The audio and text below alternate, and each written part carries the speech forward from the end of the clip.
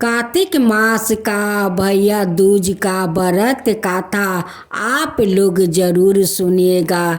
इस गाथा को सुनने से गोधन महाराज बहुत प्रसन्न होते हैं। एक बुढ़िया थी, उसके 7 बेटे और एक बेटी थी। बेटी की शादी हो चुकी थी। जब भी उसके बेटे की शादी होती फेरों के समय एक नाग आता और उसके बेटे को डांस लेता था। बेटा वही खत्म हो जाता और बहू विधवा। इस तरह इसके 6 बेटे मर गए। 7वें की शादी होनी बाकी थी। इस तरह अपने बेटों के मर जाने के दुख से बुढ़िया रो रो के अंधी हो गई थी। भाई दूज आने को हुई तो भाई ने कहा कि मैं बहन से तिलक कराने जाऊंगा। माँ ने कहा ठीक है। उधर जब बहन को पता चला कि उसका भाई आ रहा है तो वो खुशी से पागल होकर पड़ोसन के घर गई और पूछने लगी कि जब बहुत प्यारा भाई घर आया तो क्या बनाना चाहिए। पड़ोसन उसकी खुशी को देख कर जल भून गई और कह दिया कि दूध से रसोई लेप घी की चावल पका। बहन ने ऐसा ही किया। उधर भाई जब बहन के घर जा रहा था तो उसे रास्ते में सांप मिला। सांप उसे डांसने को हुआ। भाई बोला तुम मुझे क्यों डांस रहे हो। सांप बोला मैं तुम्हारा काल हूँ और मुझे तुमको डांसना है। भाई बोला मेरी बहन मेरा इंतजार कर रही है। मैं जब तिलक करा के आपस लौटूंगा तब तुम मुझे डांस लेना। सांप ने कहा भला आज तक कोई अपनी मौत के लिए लौट के आया है जो तुम आओगे। भाई ने कहा अगर तुझे यकीन नहीं है तो तू मेरे झोले में बैठ जा। जब मैं अपनी बहन के तिलक कर लूँ तब तू मुझे डांस लेना। सांप ने ऐसा ही किया। भाई बहन का घर पहुंच गया। दोनों बड़े खुश हुए। भाई बोला बहन जल्दी से खाना दे, बड़ी भूख लगी है। बहन क्या करे, ना तो दूध की रसोई सूखे और ना ही घी में चावल पके। भाई ने पूछा बहन इतनी देर क्यों लग रही है, तू क्या पका रही है। तब बहन ने बताया कि ऐसे ऐसे किया है। भाई बोला पगली कहीं घी में भी चावल पके है, यह दूध से कोई रसोई लिपे है, गोबर से रसोई लिपे है, दूध में चावल पका है। बहन ने ऐसा ही किया। खाना खा के भाई को बहुत जोर नींद आने लगी। इतने में बहन के बच्चे आ गए। बोले मामा हमारे लिए क्या लाए हो। भाई बोला मैं तो कुछ नहीं लाया। बच्चे ने वह झोला ले लिया जिसमें सांप था। जैसे ही उसे खोला उसमें से हीरे का हार निकला।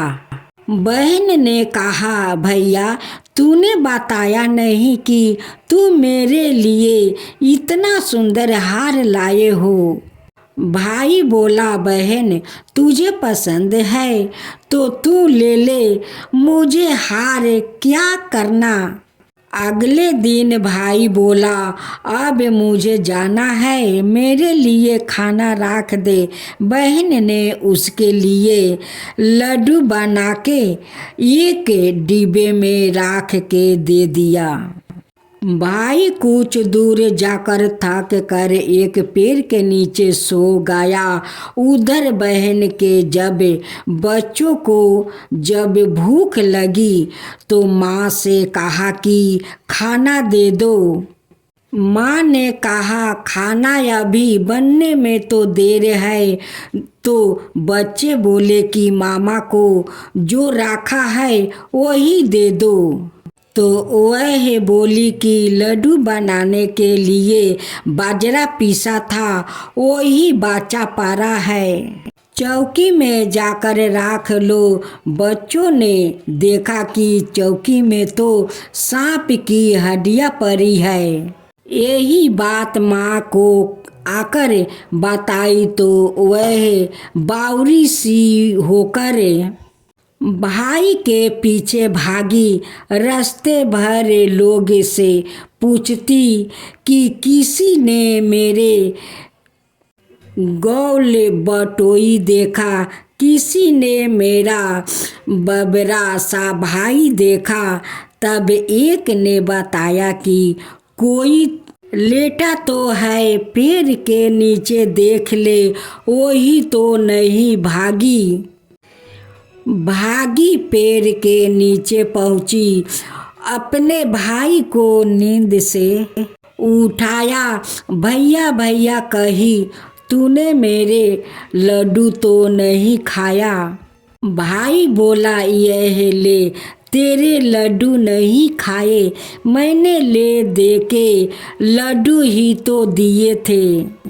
उसके भी पीछे पीछे आ गई। बहन बोली नहीं भैया, तू झूठ बोल रहा है, जरूर तूने खाया है।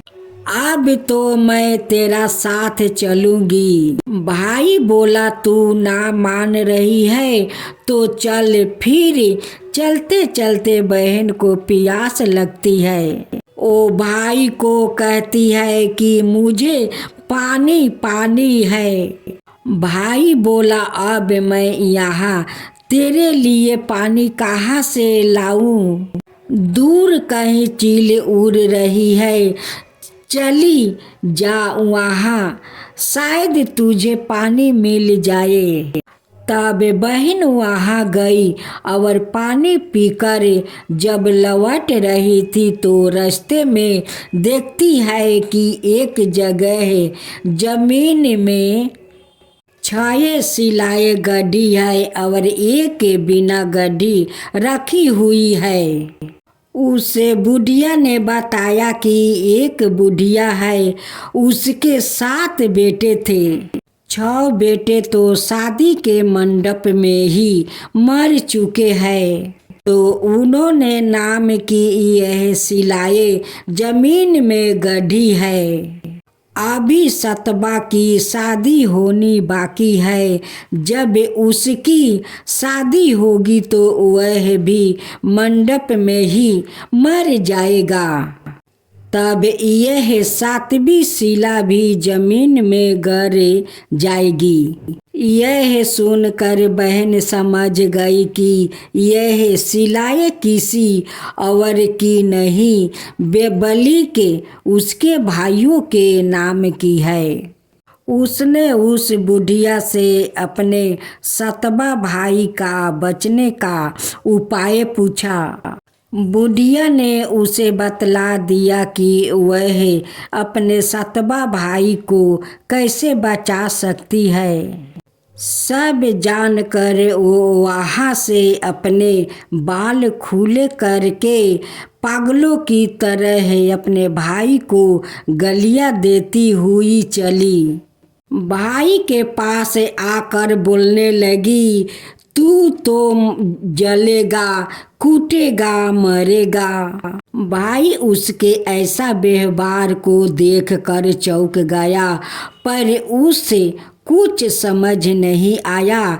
इसी तरह दोनों भाई बहन माँ के घर पहुँच गए। थोड़े समय के बाद भाई के लिए सगाई आने लगी। उसकी शादी तय हो गई। जब भाई को सेहरा बांधने लगे तो वह बोली, इसको क्यों सेहरा बांधेगा, सेहरा तो मैं बांधूंगी, यह तो जलेगा मरेगा। सब लोग ने परेशान होकर सेहरा बहन को दे दिया। बहन ने देखा उसमें कलंगी की जगह सांप का बच्चा था। बहन ने उसे निकाल के फेंक दिया।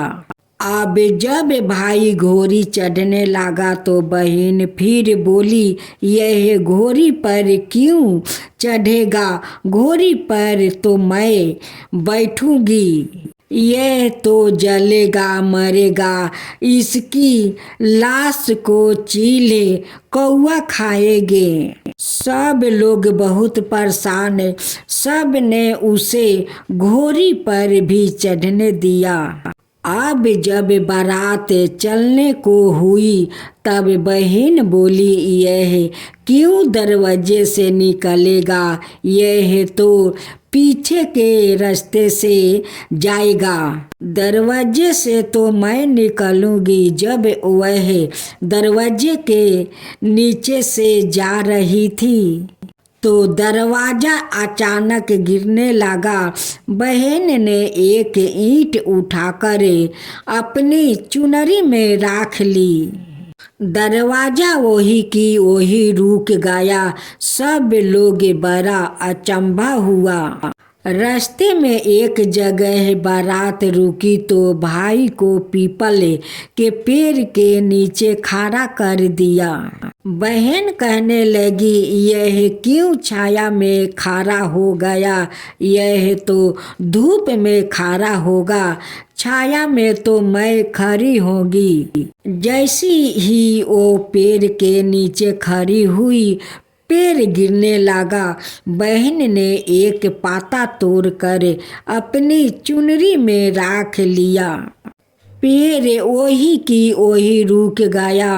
अब तो सबको विश्वास हो गया कि यह बावली कोई जादू टोना सीख कर आई है, जो बार बार अपने भाई की रक्षा कर रही है। ऐसे करते करते फेरों का समय आ गया। जब दुल्हा आई तो उसने दुल्हा के कान में कहा, अब तक तो मैंने तेरे पति को बचा लिया, अब तू ही अपने पति को और साथ ही अपने मरे हुए जेठ को बचा सकती है। फेरों के समय एक नाग आया। वो जैसे ही दुल्हों के डांसने को हुआ, दुल्हा ने उसे एक लोटे में भर के ऊपर से लिपेट से बंद कर दिया। थोड़ी देर बाद नागिन लहरा लहरा करती आई। दुल्हन से बोली, तू मेरा पति छोड़। दुल्हन बोली, पहले तू मेरा पति छोड़। नागिन ने कहा, ठीक है, मैंने तेरा पति छोड़ा। दुल्हन, ऐसा नहीं, पहले 3 बार बोले। नागिन ने 3 बार बोला, फिर बोली कि अब मेरे पति को छोड़। दुल्हन बोली, एक मेरे पति से क्या होगा, उसने बोलने के लिए जेठ भी तो होना चाहिए, एक जेठ भी छोड़े। नागिन ने जेठ के भी प्राण दे दिया। फिर दुल्हन ने कहा, एक जेठ से लड़ाई हो गई तो एक और जेठ छोड़े। वो विदेश चला गया तो तीसरा जेठ भी छोड़ा। इस तरह एक एक करके दुल्हन ने अपने 6 जेठ जीवित कर लिया। उधर रो रो के बुढ़िया का बुरा हाल था कि अब तो मेरा 7वां बेटा भी बाकी है, बेटों की तरह है मर जाएगा। गांव वालों ने उसे बताया कि उसके साथ बेटा और बहू आ रही है। तो बुढ़िया बोली, अगर यह बात सच हो तो मेरी आंखें की रोशनी आपस आ जाए और मेरे सीने से दूध की धारा बहने लगे। ऐसा ही हुआ। अपने सारे बहू बेटों को देखकर वह बहुत खुश हुई। बोली, यह सब तो मेरी बावली का किया है, कहाँ है मेरी बेटी। सब बहन को ढूंढने लगे। देखा तो वह भूसे की टोकरी में सो रही थी। जब उसे पता चला कि उसका भाई सही सलामत है तो वह अपने घर को चली। उसके पीछे पीछे सारी लक्ष्मी भी जाने लगी। बुढ़िया ने कहा, बेटी पीछे मुड़ के देख, तू सारी लक्ष्मी ले जाएगी तो तेरे भाई भाभी क्या खाएंगे। तब बहन ने पीछे मुड़ के देखा और कहा, जो माँ ने अपने हाथों से दिया वह मेरे साथ चले, बाद बाकी का भाई भाभी के पास रहे। इस तरह एक बहन ने अपने भाई की रक्षा की।